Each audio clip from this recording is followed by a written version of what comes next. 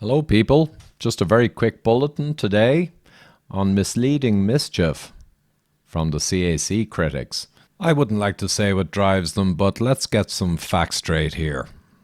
This study was excellent. It looked at the risk algorithms and put them in a direct head-to-head against the coronary artery calcification scan.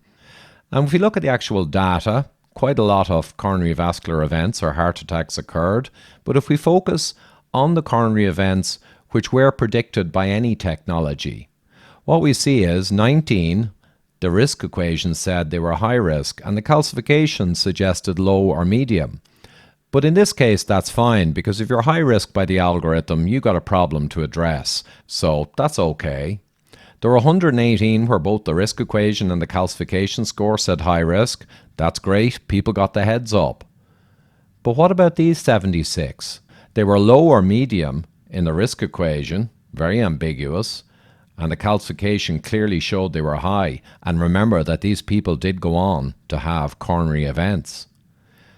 So these people were greatly served by having a coronary artery calcification scan, which would enable them to take the appropriate action.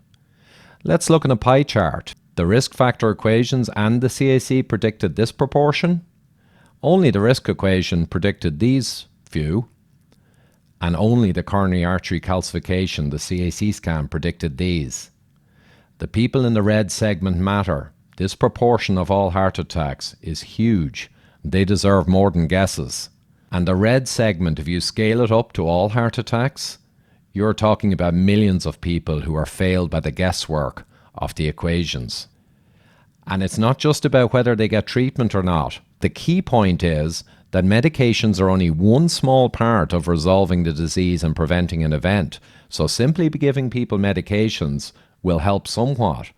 But what's more important is that people get the heads up, take responsibility, and address the primary root causes of coronary vascular disease, particularly hyperinsulinemia and insulin resistance and high blood glucose and spikes, which is an absolute epidemic. So if you tackle this list, along with meds if appropriate, you will get an enormous bang for the buck in prevention. So people need to know. You can't take action if you don't know. Breaking news. CAC technology beats guesswork for real people. Let's look at some real people.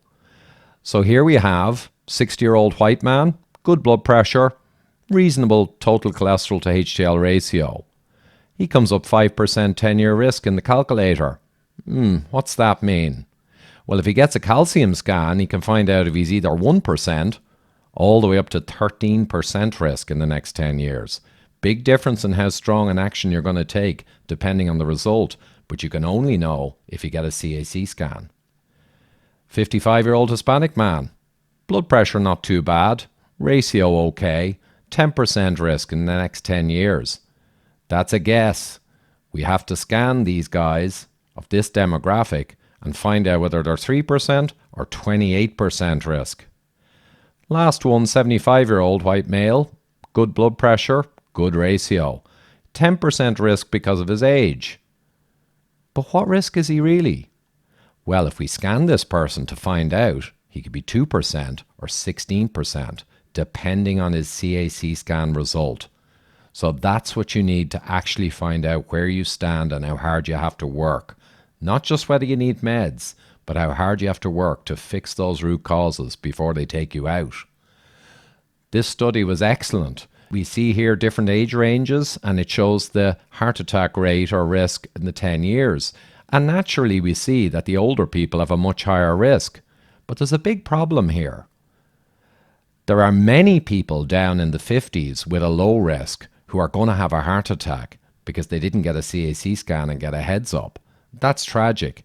They needed meds and they needed attention, but they didn't get it. Also, because of the high risk that comes with age, in general, you're going to have a whole load of people up here taking drugs when they don't have any real disease inside. And we know that because when we look at their calcium scores, the people with a low score, 0, had the same pretty much risk regardless of their age. The people with a moderate score had a much higher risk, but again, independent of age. And the people with a very high score need to take action. So the calcification even trumps age, which is the biggest risk factor, bar none, because the calcium score sees the disease. So do you want to know?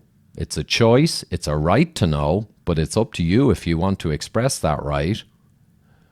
And do you want to take action based on the knowledge?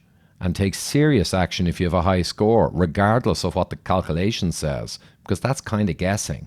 And remember that the action you take is not just getting appropriate meds. You got to do a lot more than that with a high score, because you saw the numbers I just showed. You need to address the root causes across a spectrum.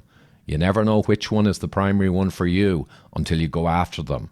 And of course, hyperinsulinemia, insulin resistance, and blood glucose abnormalities are a huge driver, but not the only thing, as you can see from the list. And I have a few more that I haven't got on here. So it's your choice. Do you want to exercise your right to know? Or would you like to just ignore it? Or perhaps you'd like to just take all the actions you should do anyway and still not know. And that's your choice. But I'd suggest to the CAC critics, please step aside. Let people exercise their right to know. You've seen the numbers here. The numbers don't lie. The numbers are compelling. CAC is the way to find out in a 5-minute, $100 scan what your real risk is and what kind of action you likely need to take. Thank you.